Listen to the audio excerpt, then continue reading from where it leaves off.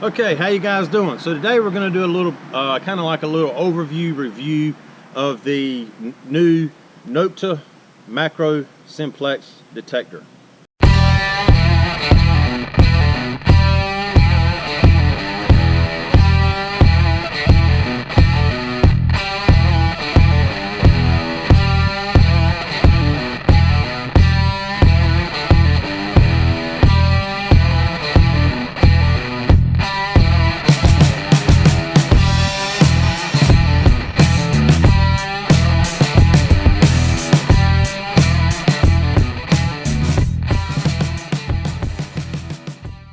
I thought I would do just a quick little overview of some things that I like and some things I don't like of the new detector before they come out. So if you guys are considering buying one, maybe you could use this to help you in your decision.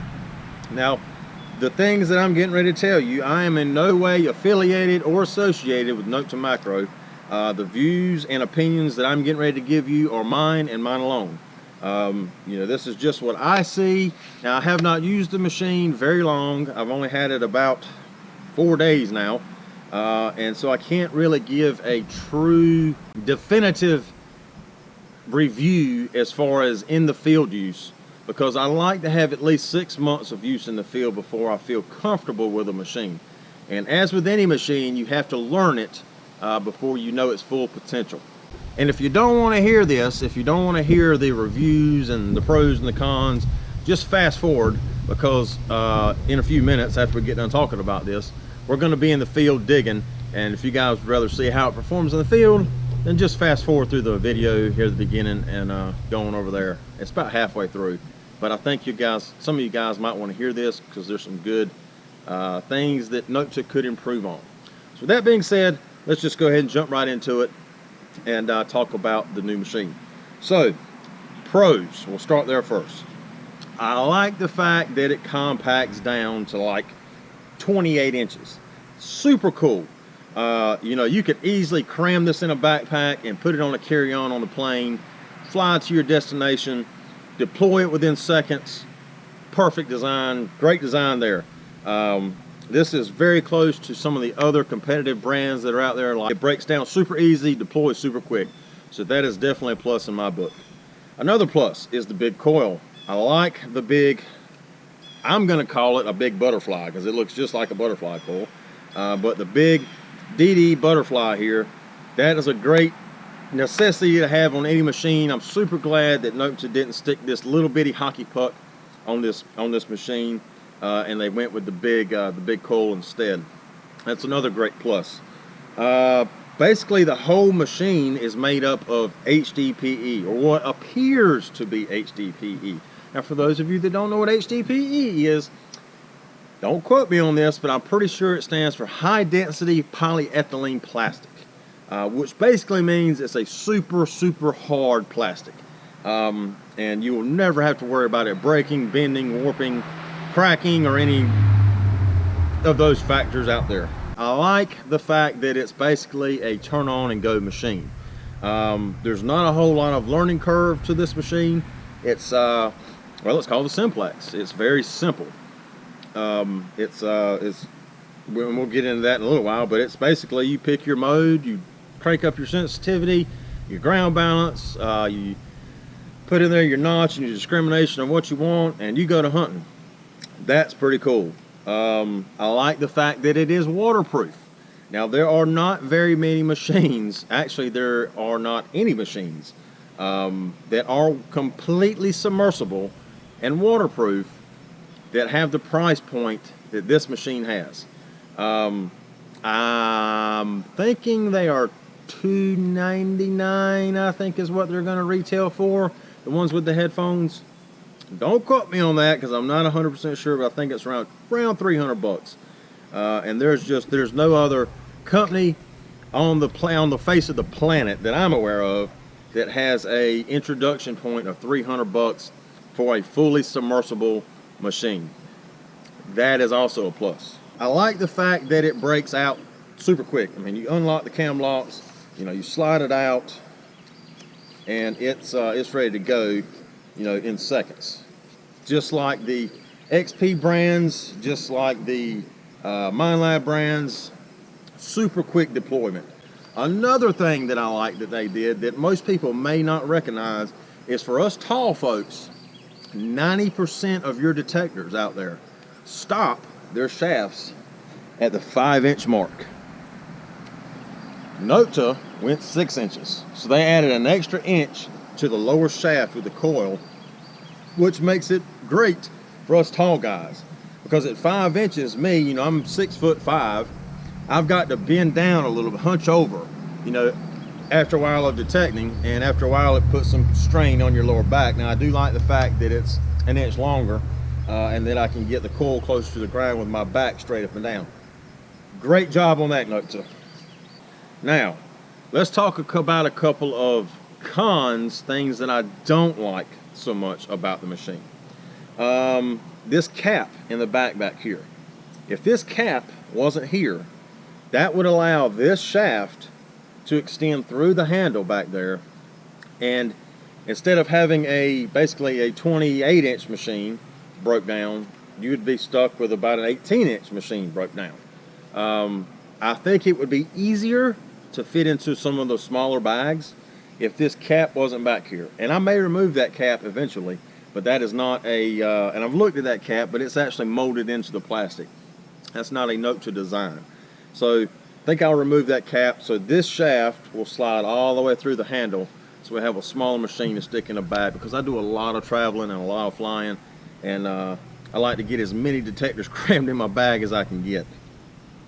Something else that I do not particularly like about it is the fact of the angle on the handle. So I don't know if you guys can see or not, but when I grab that and I'm swinging in the field, after you swing it all day long, now you will start to notice some wrist fatigue. Now I know what you guys are saying. You guys are going to go, oh my God, he's complaining about wrist fatigue.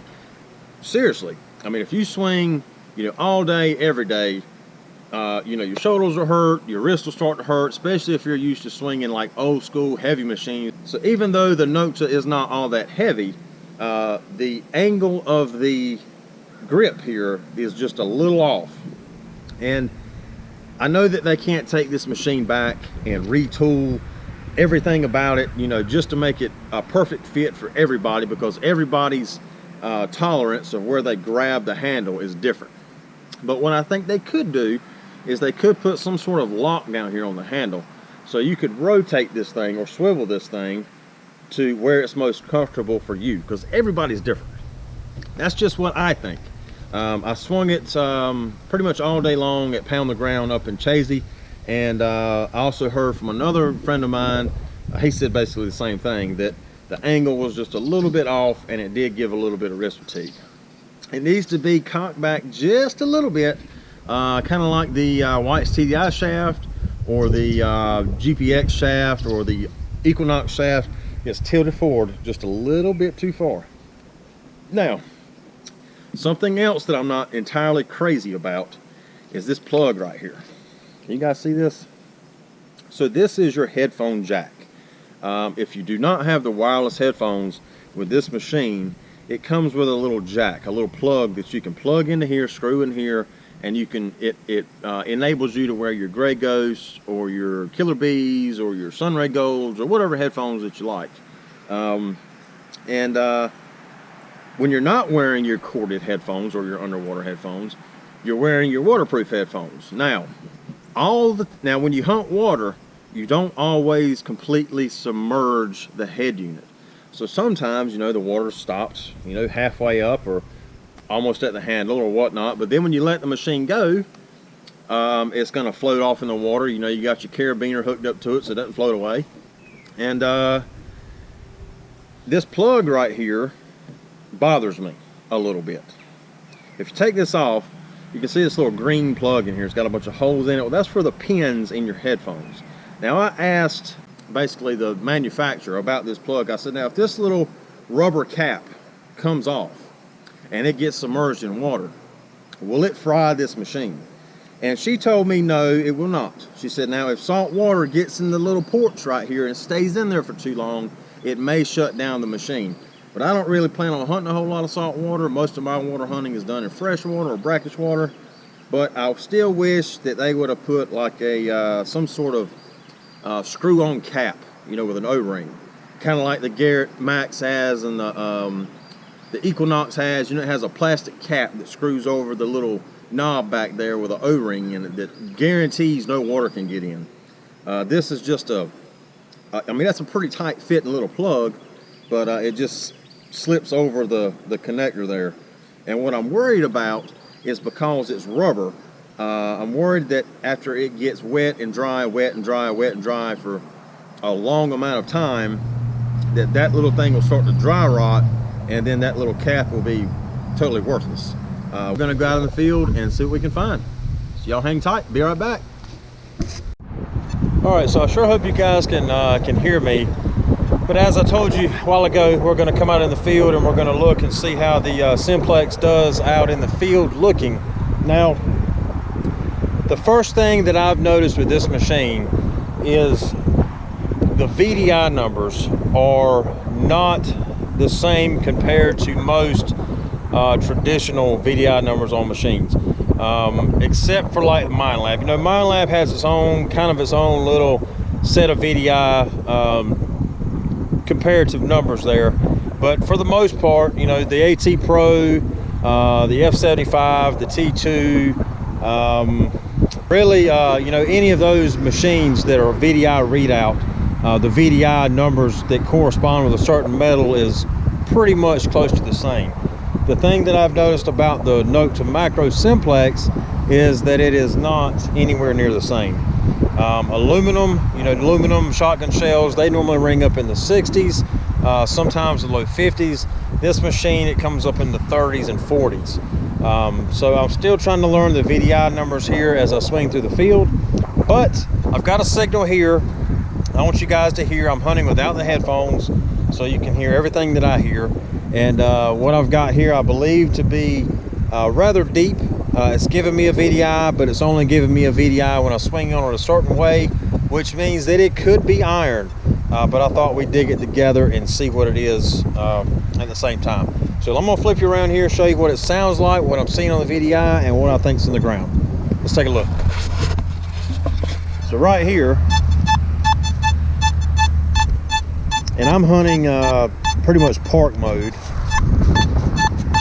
but it's hitting between a 76 to an 82, and I'll turn around a couple different ways here, but it's not giving me a VDI each way I swing on it. So let's dig this up and see what this is, and we'll get it on video. So hang on, we'll be right back. Okay, so I got the hole opened up, and as you can see, there's quite a bit of dirt. But that hole right there, believe it or not, I know it's hard to tell, but this shovel, so this is a full length shovel that I have, basically I've cut off, you know, halfway. So this shovel's about 4 foot tall, all right? If I drop that shovel down in that hole, and I get down here so you guys can see, I'm gonna grab it pretty much at the top of the hole and pick it up. You can see how deep that is. That's a good 24 inches. As far as iron relics go, you know, I'm pretty impressed on the depth that that machine gets on the discrimination side. Now I've got iron turned off, but as most of you guys know that have been digging any amount of time, any kind of large flat iron normally will read out on the screen. So we're gonna see what this is. I don't know what it is. I kind of hope it's cannonball, but I doubt it. But we're gonna dig it out. As soon as we do, we'll let you guys know. So it turns out it was just as I originally suspected, it was just a big old piece of flat iron. Now flat iron will always read on a VDI, whether you have your discrimination, your iron off or on. Flat iron will always pick up. It's just something about the electromagnetic field or whatever, the halo effect that flat iron throws off. So that's why it was barely pinging on the screen, is because I've got the iron cut off and it was hearing it, but it wasn't sure, you know, it saw it that it was flat, so it was, you know, it was still picking it up. So we're going to get back at it and see if we can find something better than a piece of flat iron. Be back. All right, got another signal here. This one's hitting 57, 58, 59. Now generally on any other machine I wouldn't dig this, just because I would think it would be either a shotgun shell or a piece of aluminum. But with this machine, seeing how the VDI numbers are different, I'm not sure. So let's dig this up and see what this is. We're gonna X marks the spot right there, and we'll try to do this live so you guys can see. This is what I love about our soil. I mean, it almost is like beach sand out here. You almost don't even need a shovel. All right, it's out. 6162. Let's see what we got. All right, it's in this hand. Yeah, see, this is actually brass. I'm not sure what it is. Just looks like a piece of maybe like a bell, but that appears to be what that is a portion of that. So again, this piece of brass on a any other brand machine would have rang up, my lord, you know, high 80s, high 70s, high 80s, but this one here, solid 61. So I'm gonna have to seriously learn the VDI numbers on the Simplex before I can get comfortable with it, since the numbers are so far out. But yeah, man, we're gonna get back at it. We're gonna use it a little while longer and see if we can find something good and go from there. I'm really interested to see what a coin rings up as, if I can find one. I know they're here because I found a bunch in this field. Let's get back at it. Okay, so I just want to kind of go over this with you guys, and I'm not by no way an expert on this machine. I just want to kind of show you the settings that I'm using for the condition that I'm hunting in. So I have selected to hunt, I guess that's park mode, the third mode from the left. To me, that's got the best tones. I've got my sensitivity here turned all the way up, and I've got in settings here, I've got my my nail, my iron notch or whatever turned basically off, so it won't hear any iron. We're not supposed to. It's going to hear you know, it's going to hear flat iron. It just won't hear a bunch of square nails and whatnot. And everything else is pretty much the factory preset in there. So this is what we're hunting on. This is what I'm going to keep it on while I'm here, and see what we can find. All right, just down the way here from the last signal, I got another one. Nice 65, 66. But I want you guys to listen to this. You hear that double blip in there? That beep, beep, beep, beep. Now some people would think that that's two different signals. But now what I have learned over the years using other machines is 9 times out of 10, that double blip is normally a piece of aluminum. And what it is, it's where the aluminum is curled up on the ends, and it's picking up the high points of the metal. So it's picking up the tab that's been up over here, and it's picking up the tab that's been over here. But again, with this machine, I'm not 100% sure. So we're gonna dig it and see what it is together. So let's do that right now. Let's go ahead and dig this up, and we'll see what we got here.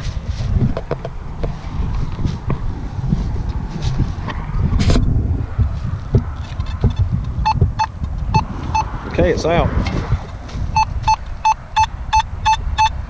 It's not double blipping anymore. Now, I will say this before we recover whatever this is. Now, it could have been double blipping because it could have been turned on its side, you know, like this, and slanted ever so slightly. So it was picking up one side of whatever it was and the other side of whatever it was. Possibly. I don't know that 100%, so don't hold me to that. But let's see what this is. Remember, solid 66. Just like the last item was brass. I'm assuming that's what this is going to be. If not, aluminum. Yep, there it is in my hand. Oh, I see it. You guys see it? I think it's a rivet. That's what it is. It's a rivet. And as I said, you can see the two sides of this. So I guarantee you that this thing was sitting in the hole sideways like this, and it was picking up the high point of that brass and the high point of that brass, giving me that double blip. It's pretty cool, man. We'll stick that in the pouch and get back at it. All right, so finally got a decent different signal here. So So this one here is ringing 71, and if you look at my coil, you can tell it's a pretty small target, pretty small area range. 71 consistent. So I'm pretty excited to see what this is. So it's right here, and we're going to dig it together. It's not very deep, or it doesn't sound like it's very deep.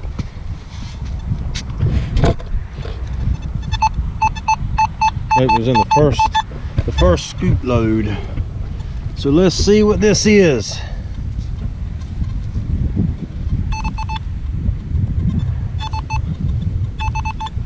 Oh, it's green. You guys see it? It's a coin. What is it? It's probably a wheat penny, I would imagine. Yep, it is. That's a wheat cent. Good old wheat penny. Let's see what's on the year here. Looks like 1918. That's what we got there. It's pretty cool, man. If that's here, there's probably silver here. Like I say, this front field up here that I'm hunting, I have found a lot more modern as far as like turn of the century, early 1900s stuff goes, has been found up here. Now in the back field back there, that's where the flat buttons and the coppers and the early silver coins and all that's coming from. However, I've hunted that backfield for many moons and have always kind of stayed away from the front field because of the modern trash. But I thought with a new machine, we'd come in here and test it out and see. And there's a penny in here. So with that, I guarantee you there's some silver in here. Let's keep looking, see if we can find one. What you guys say? Or maybe some buried gold. That'd be even better. Maybe a whole cache of buried gold. Let's keep looking. Pretty strong. I got a pretty strong 7880 right here. Thought we'd recover together. Oh no, it's aluminum. That's typical. I mean, that's gonna happen. We'll throw it in a pouch, take it out of the field, but we'll get back at it. All right, so I saw this laying on the ground, this little purple cork top medicine here. So that's gonna be probably turn of the century, round about, maybe late, very late 1800s to, you know, early 1900s. But do you guys know, if you're ever in a field and you ever see purple glass, now I cannot remember the chemical name of the chemical that's in this glass, but I want to say it starts with an M, magnesite or something like that.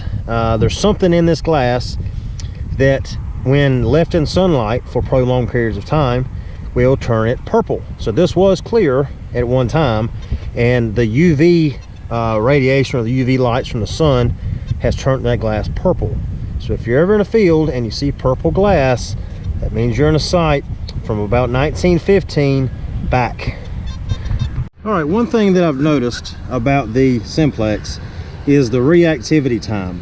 So the reactivity time isn't really as fast as I would like to see it. Basically what I'm saying is when you get over a signal, the response time that it takes for the item signal to go up through the coil and into the head unit, it kind of acts like it's got a slight delay.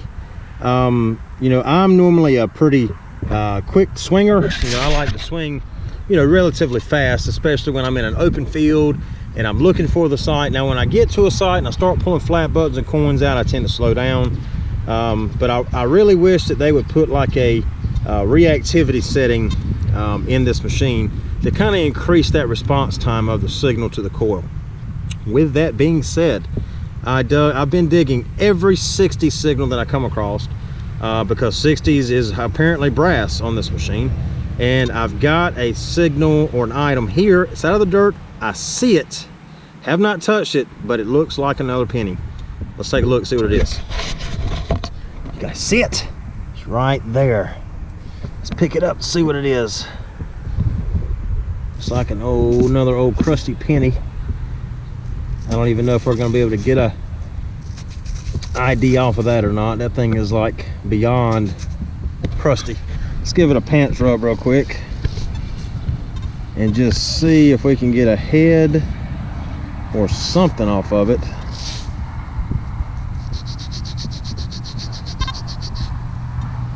Okay, actually this is an Indian head penny. I can see the big 1 cent on the back with the wreath, so that's what that would be. That's an engine. I barely can see the 1 cent, but the front is pretty toasty. So we'll definitely keep that and throw that in the bag. But if that's here and the wheat pennies are here, I guarantee you there's silver here somewhere.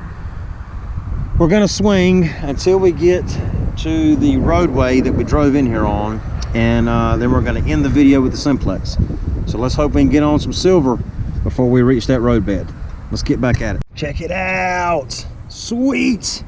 So I got a 87, flip the plug out, and laying right there's a nice little buckle of sorts. Oh man, check out the front of that thing. Dude, that is sweet. That is sweet. Oh yeah, man, that's pretty cool right there.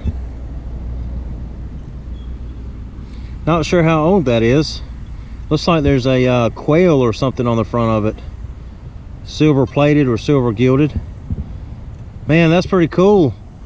We're gonna keep that. I'm not even gonna clean the dirt out of it. We'll throw that in the pouch, and we'll get it at the wrap up. Yeah, man, that's pretty cool there. Let's get back at it. Okay guys, well that's gonna pretty much wrap it up for the Nokta Makro Simplex detector review. If you guys watched the beginning of the video, we kind of went over some pros and some cons of the video, or of the machine, excuse me. And then we came out in the field and did a little hunting. Now I'm gonna show you what I found. Now I wasn't out here long. I was there about 30 minutes or so, which is about all I've got. And I thought we'd just run it through, see how it worked in the field. And overall, I mean, I'm pretty satisfied with the machine. I have not used it underwater yet. It's a little late in the year now, so I may have to wait until next year for it to warm up before I can get it underwater. But as of right now, I would recommend the Nokta Makro Simplex. You know, like I said in the beginning, there's just a few things that I wish they would change about it. But other than that, it's a great little machine, especially for the price point. You can't really go wrong. It's pretty simple, turn on and go. The numbers are a little weird. That's going to take some getting used to, but as with any machine, you know, you have to learn it. So let's turn around and I'll show you what I found with it. And then we're going to get in the truck, go home, have a beer, and relax a little bit. Let's take a look. All right, so this is what I got. Got a piece of big square brass, a couple shotgun shells there. Got a piece of decorative brass that's probably part of a bell. Got the wheat penny, the Indian head penny that I'll try to get a date off of, but more than likely it's not going to happen because that front's really crusty. A couple of miscellaneous pieces of brass here that's normal in home sites. Piece of melted camp lead, that little rivet, and probably the best find here is this little silver sportsman's buckle. Got a Coil on the front of it. I thought that was really neat. And I don't see a date on there, but that doesn't mean there's not one on there. When I get home, I'll clean that off a little bit and see if we can get a name or a date off of that, and I'll throw it up here on the video. So if you guys are interested in a Nokta Makro, we do sell them. I do sell them, and I'll put a link down below where if you want one, you can buy you a Simplex. They are still on pre-order right now, so even you know, you have to pay for one, but you won't get it right away. You'll get it once they release them to the distributors over the United States. But as far as I'm concerned, I would say go with the machine. It's really stable, it's pretty quiet, it's got great tones, lightweight, super compact, and works, you know, reasonably well. So as always, you guys know what I'm going to say. I appreciate you guys for coming along, and if you like my channel, please click the subscribe button below, ring the bell so you can get notifications when we upload new videos. Good luck on your adventures, and we will see y'all next time. Take care.